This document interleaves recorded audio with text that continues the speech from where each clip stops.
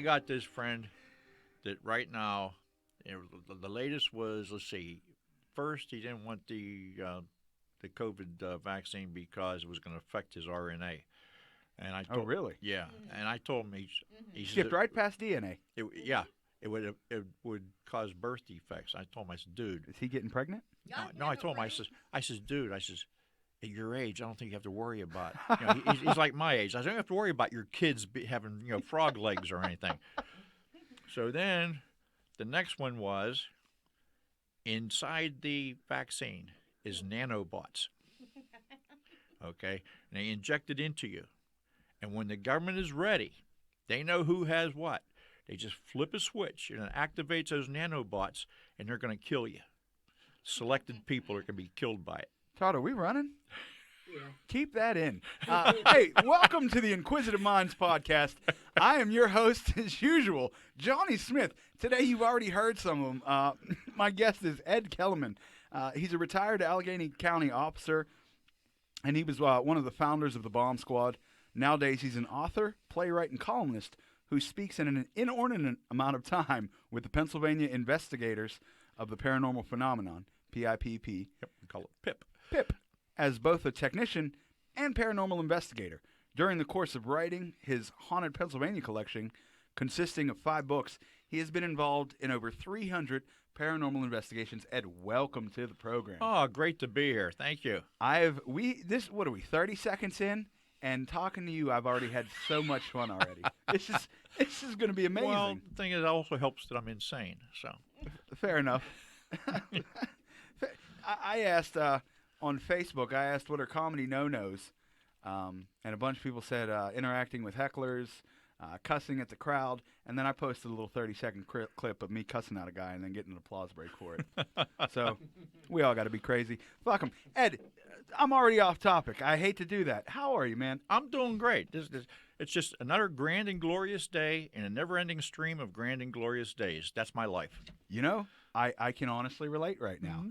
I know a lot of people are struggling right now, but 2021's been dope. 2020 was great. Hey, I woke up this morning looking up instead of looking down. I mean, That's a plus. I woke up looking down, but I fell asleep on my stomach.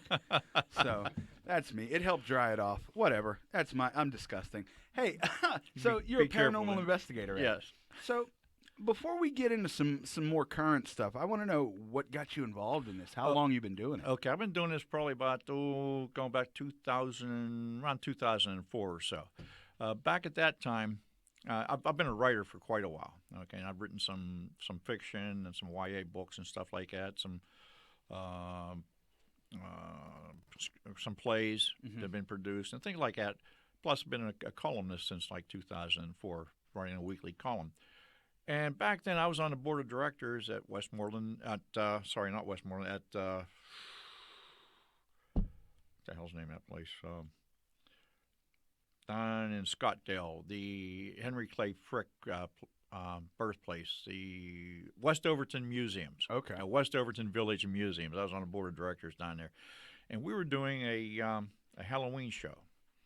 And we had one of the barns set up as like a funeral. And then we had a barn where people go through a maze and get scared and stuff like that. And I was one of the leaders leading a group of people through. And I've always been kind of irreverent. Like I take them through the mansion, take them down to the bottom floor of the mansion. I tell them, now here's something that's very, very rare here. Come on, everybody come into the kitchen of the mansion. Here's something you'll never see anywhere else. This is a rare 1812 microwave. And they take them out like that. So we're walking along, and I was also in character as my character, Little Butch Bo Peep. Little Butch Bo Peep. Little Butch Bo Peep. Okay. I was wearing a polka dot crinoline dress with hoop skirts, 48 double D bra, stuffed with newspapers, thank God, in case I had to find something to read. Okay, and I had a blonde wig, and my bonnet, and a shepherd's crook, and work boots, and that's how I'd lead people through. And I had my beard too. Well, you are progressive, much more so than I had anticipated when we sat down. I understand that I have an opportunity to become a director with the Pennsylvania Health Department based on that. But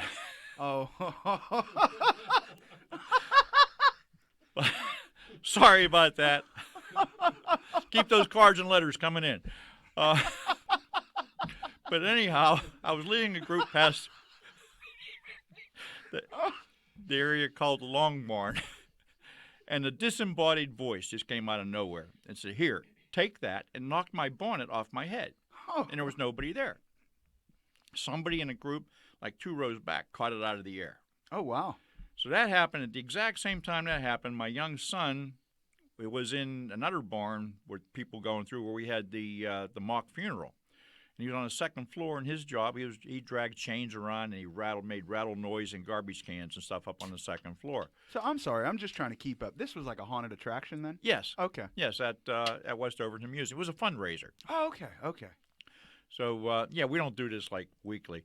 But hey, whatever you're into. Whatever you're into. But anyhow, at that exact same time it happened to me by the Long Barn, he's in a stock barn, and a group had gone through, and he stopped doing his rattling shit, okay? And it continued.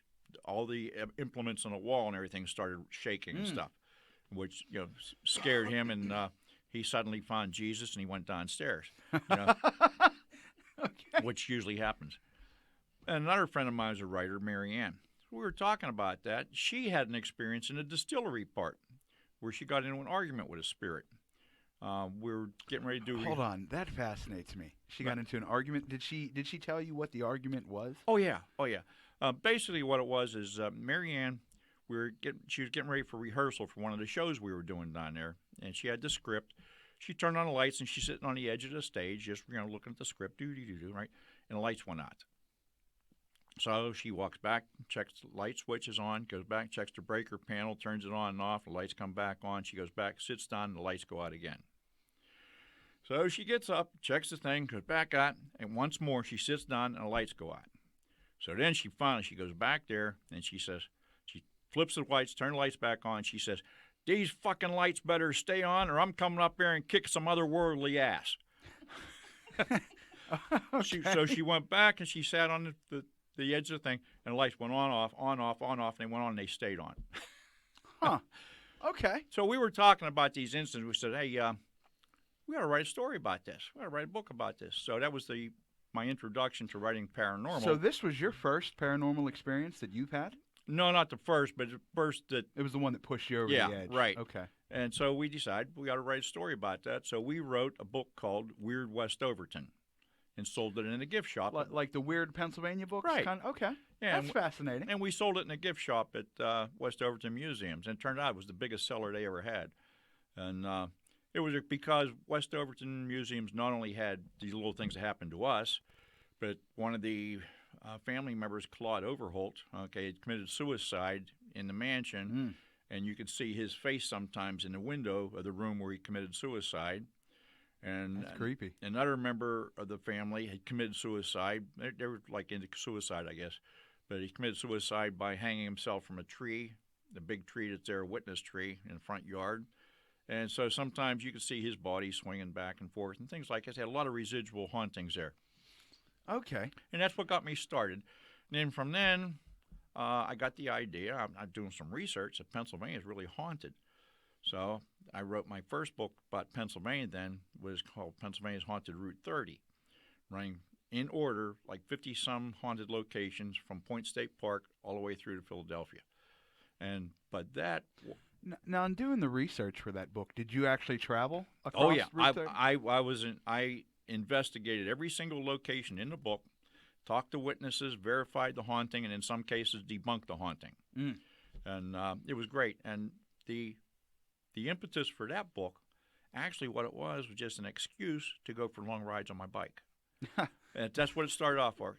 My wife would say, where are you going? I said, I'm going out to do research. Can't you do research in a car? No, it's not the same thing. Okay. Yeah, I imagine you get to get some points that are less accessible by a car with a bike, too. Yes. Now, not to...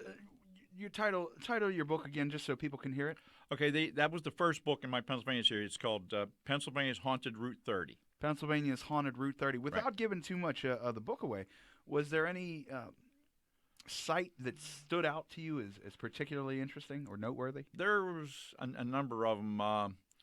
Along Route 30, you have, you have Point State Park. Mm-hmm. The hauntings of Point State Park, they're witnessed by the homeless people down there, plus the cops that would chase the homeless people out. Oh, really? And they would both witness They them. would both witness them. Yeah, it was funny because, like, you talk to these people, and a lot of these spirits didn't come out of a bottle. They actually were there.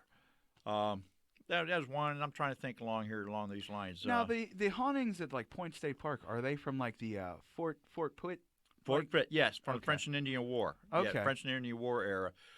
Plus, there was other hauntings all the way along there because what I did when I did the book, I did it in the historical Route 30 route, not the Parkway, but going through the city and out that way and along Ardmore Boulevard and that kind of stuff. Okay, through Wilkinsburg. Yeah, and one of my Shout out to Wilkinsburg. You yeah. suck still. one of my favorite stories along that road is in Everett, PA. Everett, PA, in the 1700s was a stagecoach stop between, like, you had Gettysburg, Chambersburg, Bedford, Everett, Bedford, and like on into Somerset, coming along the Forbes Road, and they had these stagecoach stops. People would stay overnight. Well, Now, this when you stopped at, is there anything marked there? Like, does it say like this was a historic stagecoach stop? no, not anymore. Okay. Not that. No, the building is still there, but it's not like I don't even think there's anybody in it right now. Okay. But in the 1700s, there was a tinker. Now, a tinker is a guy who would bring stuff to sell to people. Mostly, they would sharpen knives, scissors. They would sell sewing equipment, this kind of stuff. I hate to do this, and I'm sorry, but Tinker is also the name of one of the victims of the Route 40 killer. Check out the inaugural episode of Murderous States of Mind, hosted by me and Daniel Brady. All right. I'm sorry, continue. All right. Sounds cool. But also, the tinker was the way they got their news. He would come riding through actually walking through with his burro or donkey with all his equipment, and he would bring the news from the east. Mhm. And they would find out what was going on, and they would stay there at the stop, the overnight stop, and then continue on heading west. And he would coming back the other way to bring the news. And one time, the tinker comes through, and he gives the stuff, gives the news, and he continues on. And they're expecting him back in 3 or 4 weeks, and just the regular old thing. But they get to know that someone comes and says, "You hear what happened to the tinker?" I said, "No, what happened to him?" He got about 10 miles west of here, and someone waylaid him. They murdered him and stole all his stuff. Oh, no. Yeah, including his mule, I guess. And starting a little bit after that, the people who were staying in the room on the first floor started complaining about someone sneaking around and looking in the window at them at night. Mm. And it was scary, and they're starting to get upset. And at this point, they feel like there's a murder on the loose. Right, So, right. Okay. So the owner of the place, and he had his wife and his daughters, where they were doing all the housework. So one day, one of the daughters is in there cleaning up the room, and the face comes to the window, and she gets all wiggy and starts screaming and everything else. He comes out there, and they describe back and forth, and they realize this is the visage of the tinker staring in the windows at them. Mm. Okay, and it's kept up. So using frontier logic, this is what made the story one of my favorite stories. There was no going out there like we do today, where we smudge with white sage and we salt the windowsills and stuff, which we do, okay. But this guy had just good old frontier logic. You know what he did? He bricked up the window. He said, "Now you can't look in." Fair enough. That'll work. That's one of the things that made it my favorite. That's funny. That's ingenuity. Yeah. Right there. I like that. So that was your first book in a series, Right. And you said there's 5. Well, there's more now. Let's see. I have Haunted Route 30, Mm-hmm. Haunted Route 22, Mm-hmm. Paranormal PA, Pennsylvania's Haunted Railroads, and now from the files of P.I.P.P, I also have the Haunted Railroad Museum of Pennsylvania, which is probably the most haunted place I've ever been at in my life. And I just want to touch on Haunted Route 22. Yes. Now, it's fascinating because my family, a lot of them lived in Burgettstown area, out that way. That's going the other way, yeah. Yeah, and I know Route 22, you can take that to get out there. And I remember when I was younger, there was a McDonald, PA, we would get off there, and there was this back street, and they always talked about a ghost that would be on that street named Hank. And they would say, roll up the windows, or it could get attached to you and come home with you. Now, was that a family ghost story, or have you come across that? I've come across it, but I didn't put that in the book because I start my book in Pennsylvania and I head Pittsburgh and I head east. Okay. But that's like devolved into folklore now, so nobody can verify it. Okay. Okay. Oh, well, you know what? It's nice to know, though, that it just wasn't my direct family saying that type of stuff. Yeah, and the Route 22 book starts, again, this Route 22 and Route 30 book, they both start in Point State Park, and they both end in a bar. The Route 30 book ends at the... That explains my college, too, because that's where I went to college. Oh, okay. That explains my college days. Yeah, I went to college at Gustine's. Okay. But, the Route 30 book ends at City Tavern in Philadelphia, and the Route 22 book ends at Stemmy's Tavern, not near Easton, PA. Easton, PA. And you said the Haunted Pennsylvania Railroad was probably the most haunted? No. The Railroad Museum of Pennsylvania. Okay, I'm sorry. We've been out there 7 times so far. I've written an entire book just about that one place. We estimate between 8,000 and 10,000 spirits there. Holy shit. Yeah. All right. Okay, for my listeners, I don't know how well-versed you guys are, so that seems like a lot to unpack. When you say 8 to 10,000, right? I guess my first question is, how do you come up with this number? Oh, it's a guesstimate. Okay. Because that's fair. Because you're looking at crowds. When we first went in there, we were called in there. I'm sorry to keep interrupting you, Ed. It's just... So you're telling me you guys saw crowds, or they're seeing crowds of spirits? Yes. Oh, man, that's nuts. Okay, now, the first time I had written a book about Pennsylvania's haunted railroads. Okay, so I'm out there huckstering the book because I have to have retail outlets to sell my book. Right? Yeah. And so that's the worst part of it, isn't it? So I went to the gift shop at the museum to see them. They'll stock my book. And she did. She bought a number of books. And she says to me, the curator would like to speak to you. You know, I went to a Catholic school, and to me, that was like the principal wants to talk to you. And I felt, what the fuck did I do? I just got here. I didn't screw anything up yet. So I go and talk to the curator, and he said, you do paranormal investigations? I said, yes. He said, well, we've been having reports of paranormal activity inside our museum for the last few months, and ever since we opened, actually. Would you be interested in doing an investigation here? And I sat back and I said, yeah, maybe I think I can do that. Inside, I'm going, yes. So I work with a psychic. Her name is Beverly LaGorga. She's very, very good. And also my daughter, Kat, is also a very good psychic. There's a difference between them. Kat's not trained. Beverly is. And I would like to speak with both of them on this show. Oh, yeah. You will love to speak to Kat. Send them my way, please. Yeah. I would love to have them on. So anyhow, the first time we go there, we enter the museum, and Beverly stops dead in her tracks, and she starts looking around. She starts telling me about these soldiers from all these different wars that are getting on and off these train cars and stuff, people dressed in garb run from all the way back to the 1840s, all the way through the 1950s, and just many, many, many people. One of the trains was a passenger car from the 1880s, and I set up a video camera pointing right down the aisle because I wanted to get some. I wanted to get some video. Yeah. And so I set it up, turned it on, and we left. We're doing something else. Now we're gone for about 5 minutes, and you start to hear did-up, did-up, did-up, did-up, did-up, boom, boom, boom, boom, boom. Next thing, it's an entire train load of people talking back and forth to each other. So you're hearing this? Yes, it's on the audio. Oh man, on the audio. On the video portion of it was absolutely zero. When I got back home, I was stared at a blank hallway down the middle of a railroad car for 2.5 hours, just going like this. Wait, please, something happened, you know? Yeah. But the audio kicked in, and all of a sudden the audio switched off like you flipped a switch, and you could see our heads bobbing come by the windows, almost like they say, hey, they're coming back. We better shut up.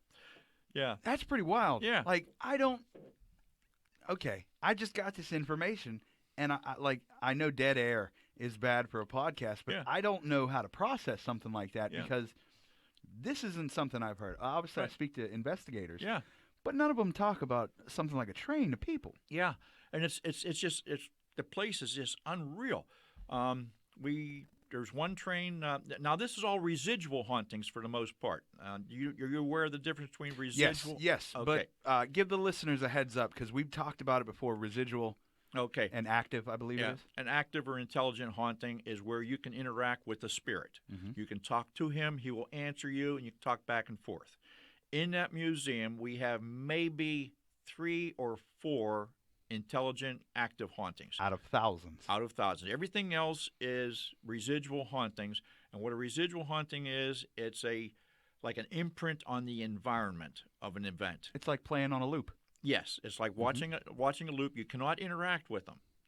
Okay, but we have other ones in there in the museum that we're able to. I will say that does not make them less terrifying. Um, If you're scared by that type of okay, thing. that's That's stuff, what I'll say. 'Cause Stuff absolutely doesn't scare me at all. I'm I have had experiences where I haven't been scared, and then I've had experiences where I've had the dog shit scared out of me. okay. So it's like I don't know what it is. It just depends on the situation, I guess. Mhm. But like, even if I can't interact with something, if I see something overwhelming enough, that'll scare the hell out of me. Okay. Yeah, for some reason it doesn't bother me. Spirits to me are just people. That's what they are. Spirits are people too. You Right. guys heard it. Exactly. And yeah, and I forgot what I was going to say. I'm going to about see if we can do this. Spirit lives matter? I don't know if that works at all. that. Spirit deaths matter. There we go. That's what I was thinking. But anyhow, that's not my phone. Anyhow, That's our new segue. Like 3 seconds to the piano. That's because of Mr. Rogers. Yeah. oh, it's a wonderful day in the neighborhood. Yeah. But okay, now I'm off topic. Okay, so we Okay. were talking about Right. there's like 3 or 4 intelligent, Right. but among thousands Right. of residual. And like for instance, when we finished one investigation, there was a car that was used for troops during the Second World War. Mm. Okay, and Beverly was in there. She was actually interacting with some of the spirits there. And as we were leaving, they said, "Don't forget us." And she said, "We will be back." But that was right before COVID hit, and we haven't been back yet because they haven't opened the museum yet. Oh, she said that to them, And or they said, "Don't forget us." she said, they said to her, "Don't forget us." Oh man, And she said, "I'll be back." that's very poetic. But she wanted to hear their stories because they have some stories on that was active in there. There's also an engineer on one of the trains who thinks he's still making runs. And On today's current trains, no, it was the name of the train the engineer is on is called the Tahoe 20. That I like to irritate my son by calling it the Tahoe 20, and he always has to correct me. But his name is Ralph, strangely enough. And he thinks he's still making runs. And this train was used during the Silver Strike at the Comstock Lode. It's a Virginia and Truckee Railroad train, and it was used during that time to haul silver ore. okay. Then it was brought back to Pennsylvania and refitted and used in quarry work for all the way through to the end of the Second World War. And you've seen this train in movies. It's the one that got that stack that goes like this. Oh, That's yeah. all the brass work there. It's been in some movies. Okay. And anyhow, Ralph thinks he's still making runs. And Ralph also has a thing for the ladies. And he likes to really brag about his train and all this other stuff. And I can tell you a story about that if you're interested. I'm very interested. Before that, though, Yeah. is Ralph keeping good time? Is he still leaving the station when he's supposed to, or is he letting the ladies distract him? He's letting ladies distract him. Oh, this is horseshit, Ralph. Yeah.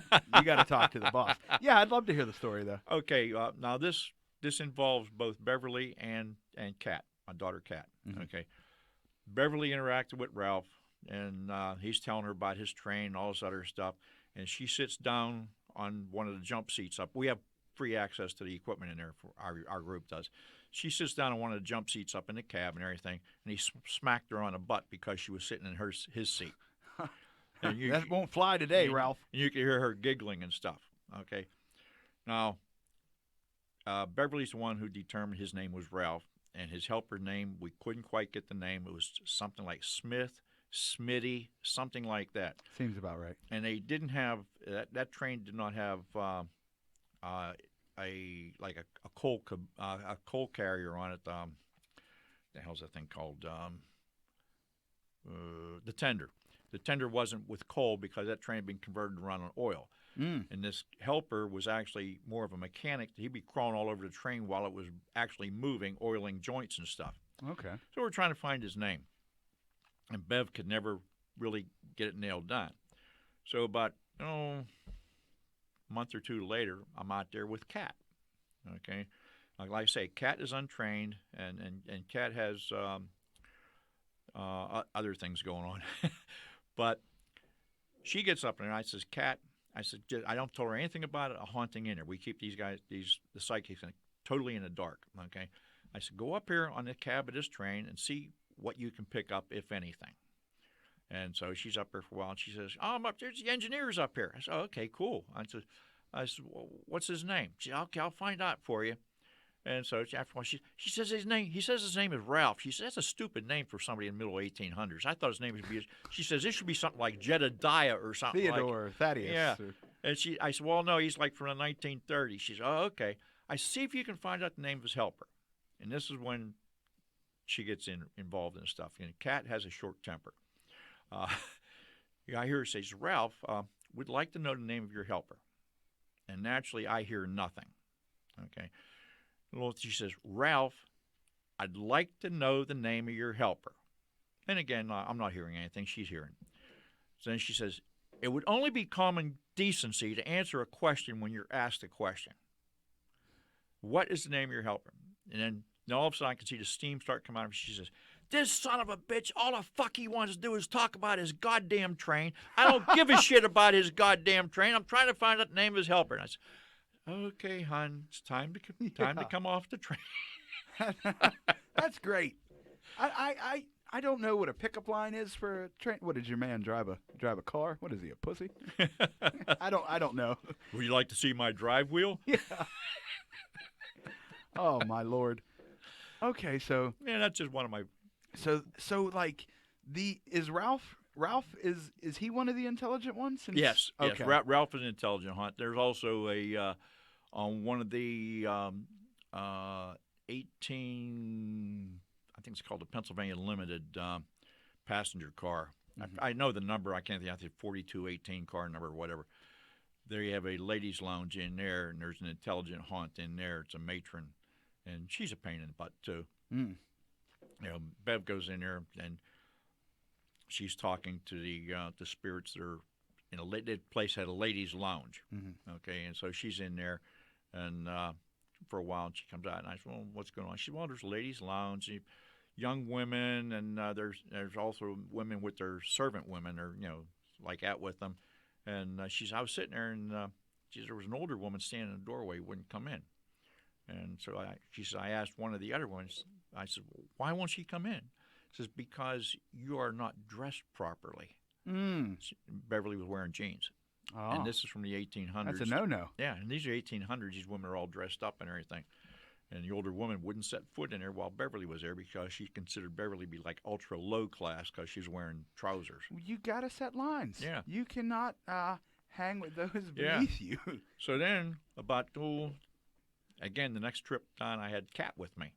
So I told Kat, go on up here and see what you can see. I'm looking forward to this. Yeah. So Kat goes up in there, and she comes out about 10 minutes later. I said, what do you get? She said, well, there's a room in there with all these like women are hanging out in it. I said, yeah. I said, call it the ladies' lounge. She said, oh, that's a good name for it. She said, but you know what? There's some old bitch in there who thinks she runs the show. This is great. This is great. And this is the fun of working with Kat because she's untrained and she's very honest and brutally honest, and she has a short temper too. But she's really talented. Yeah, she sounds very interesting. They both sound very interesting and talented. Now, your journeys. You said you've been involved in over 300 paranormal. Yeah, I have investigated every single location in all of my books, plus a number of other ones, a large number of other ones. There's ones we don't put in books because people don't need sightseers coming up banging on their doors saying, hey, we want to look at the ghost. And whenever I do write a story about a place or a private residence, something like that, I disguise the location, and I'll change some of the things inside the story so that you can't pinpoint it. Yeah, no, absolutely. I love that aspect of it. My question was like, do you remember? You still remember your first paranormal investigation? Yes, that would be the Geyer Theater down in Scottsdale, as a matter of fact. Okay. Yeah, that's Beverly and I were called in by Brad Geyer, who is one of the family who originated that theater over 100 years ago.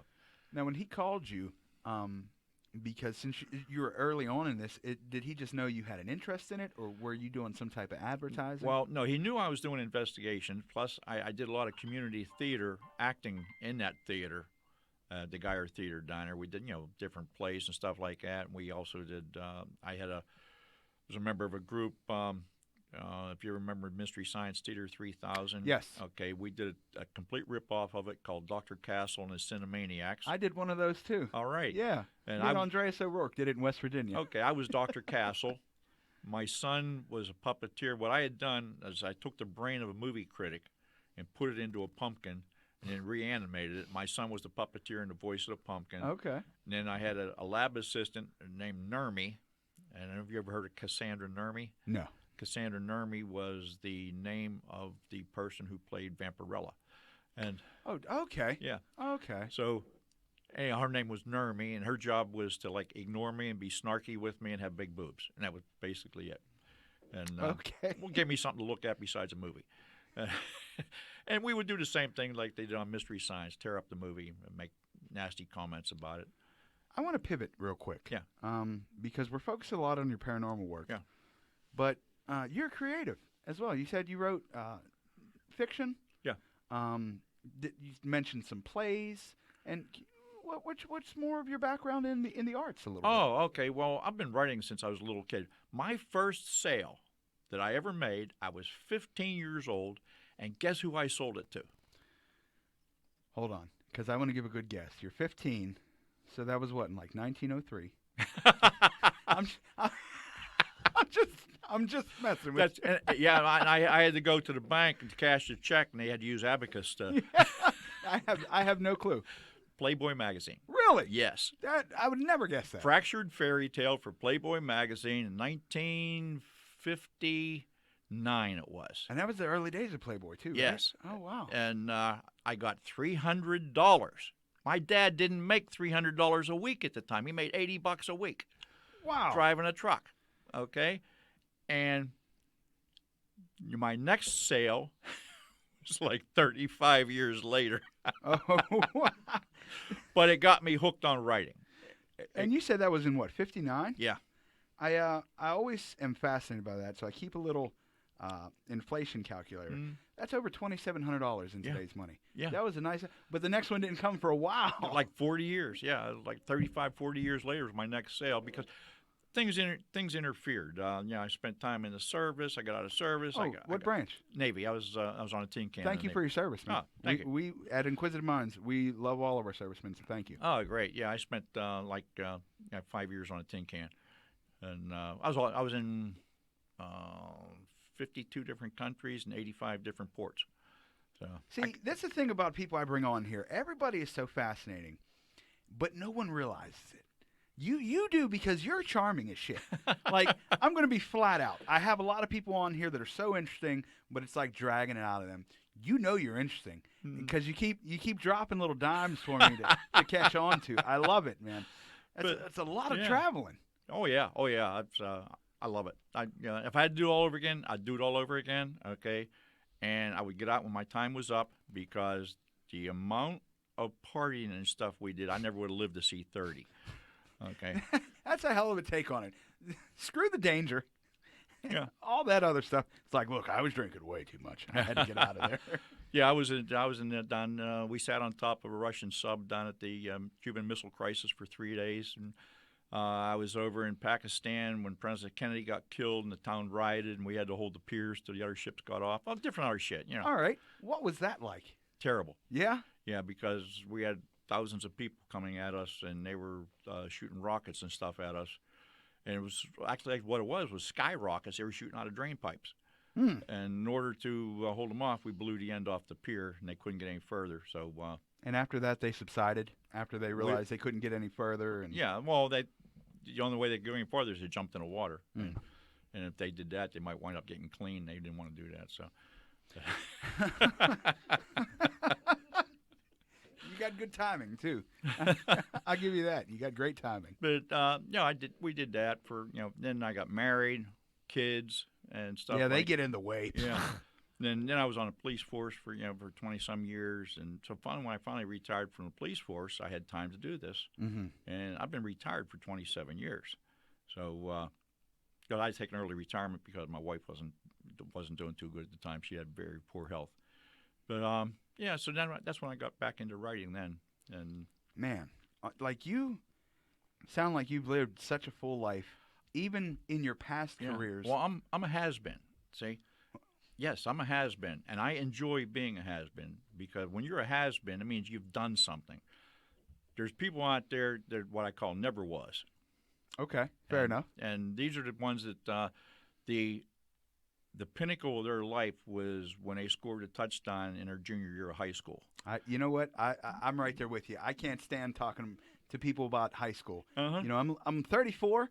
And I'll still have people my age talk about high school. Yeah. I don't give a shit Right. about high school. Exactly. Matter of fact, I didn't bother going most of the time when I was in high school. Hey, right there with you, man. I set an all-time school hooky record at Taylor Alderdice.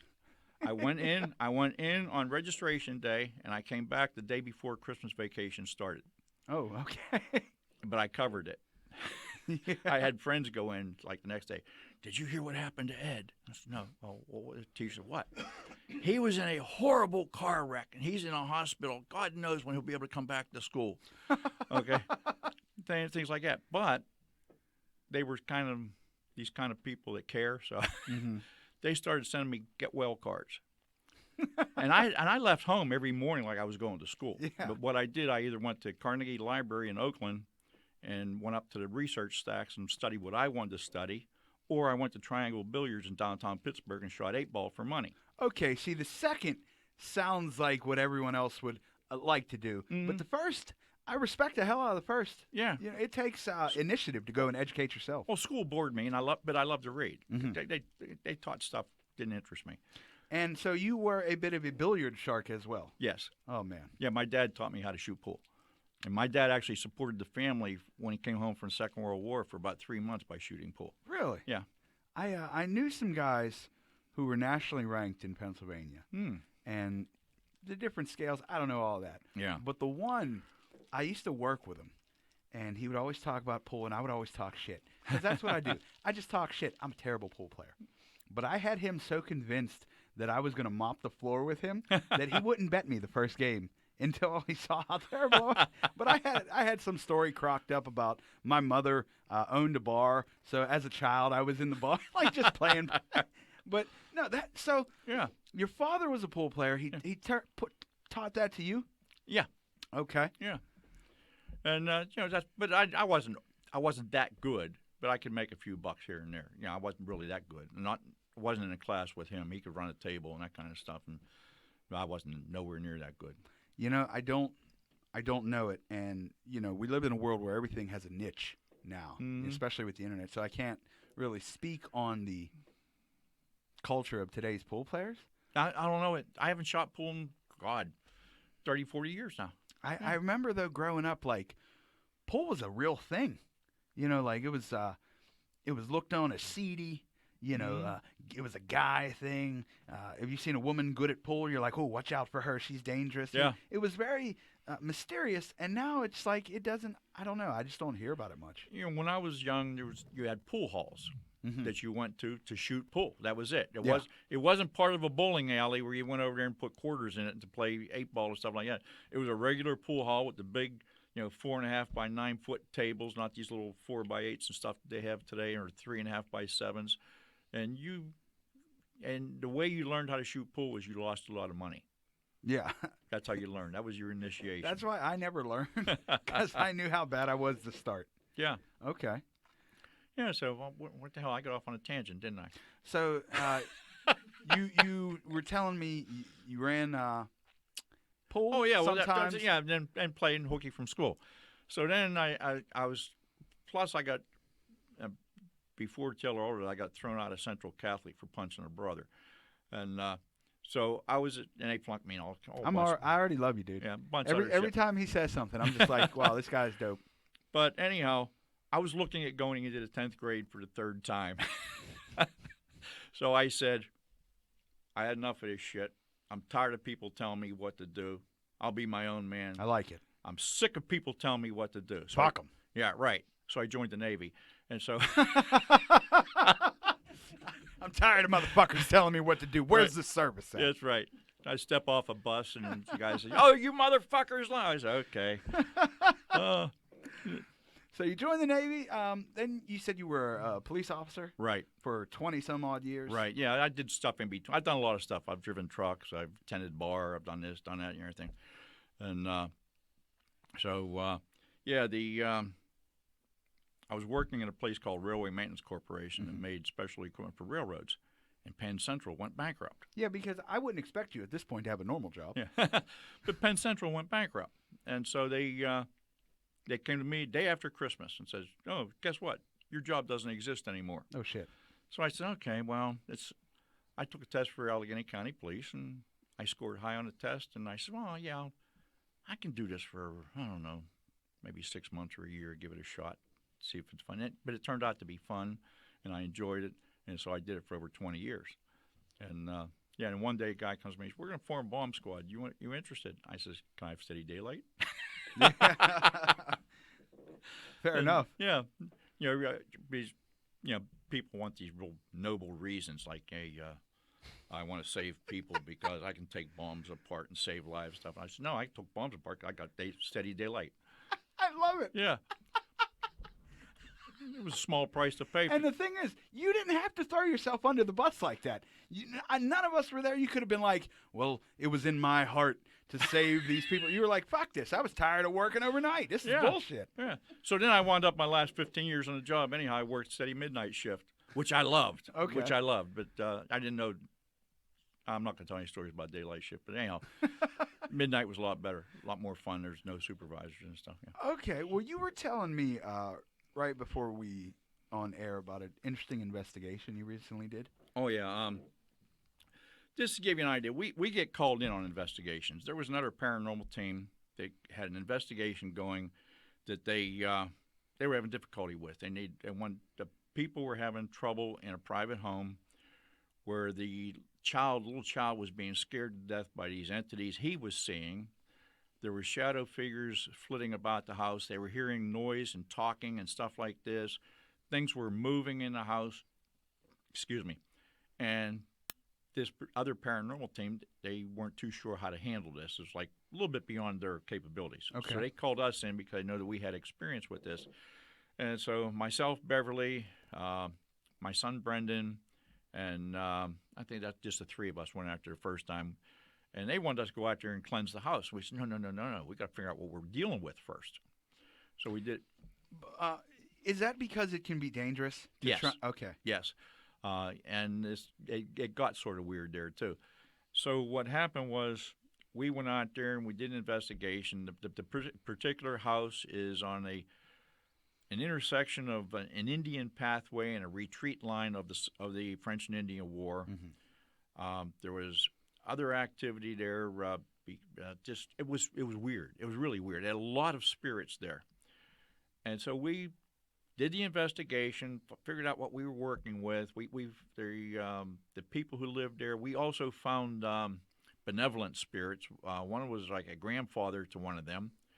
So we tried some. Oh, a literal descendant, or yes, yeah. I don't think descendant's the right antecedent. Word. Yeah, we'll go with that. Yeah, sure.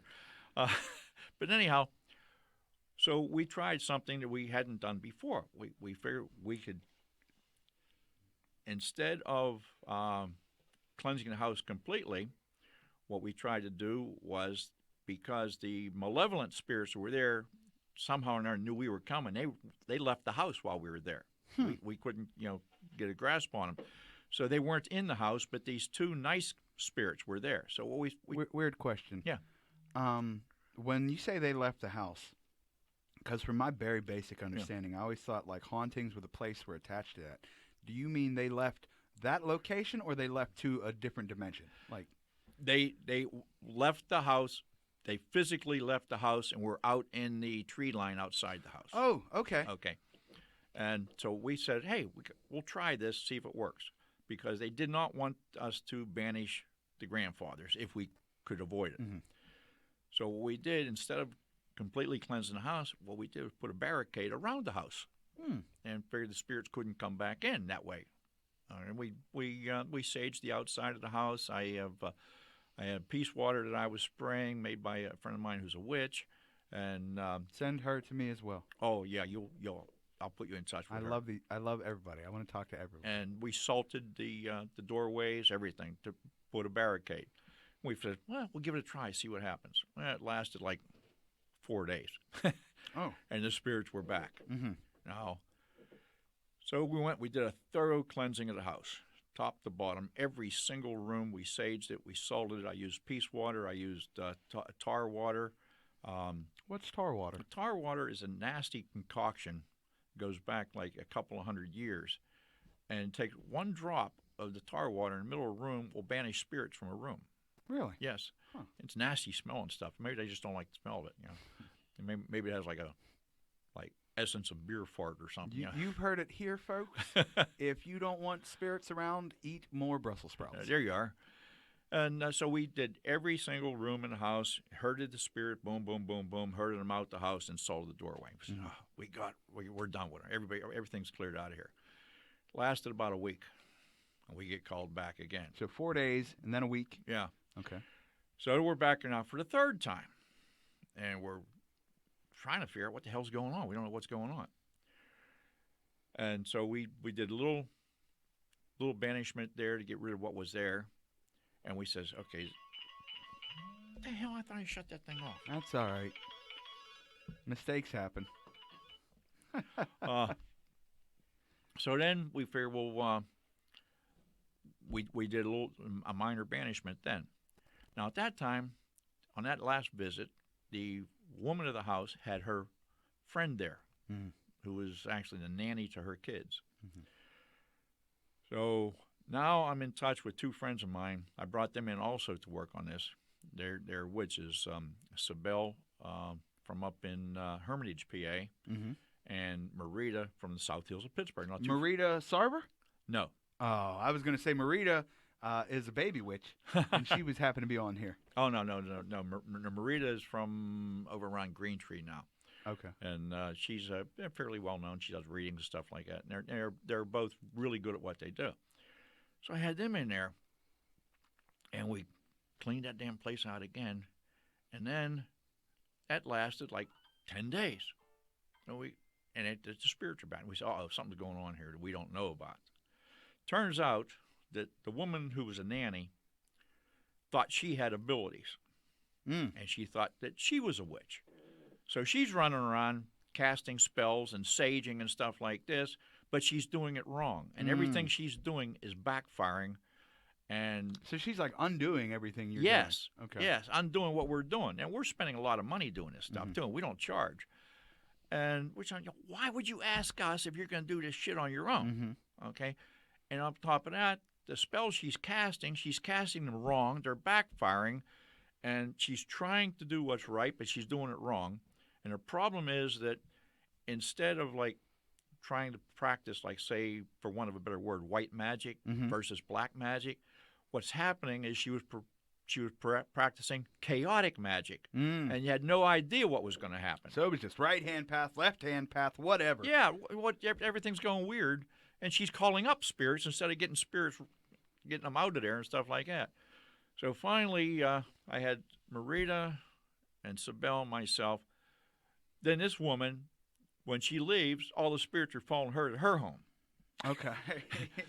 So we just last week we went down there. We were there for hours, and went through that thing room, almost inch by inch, cleansing out her room.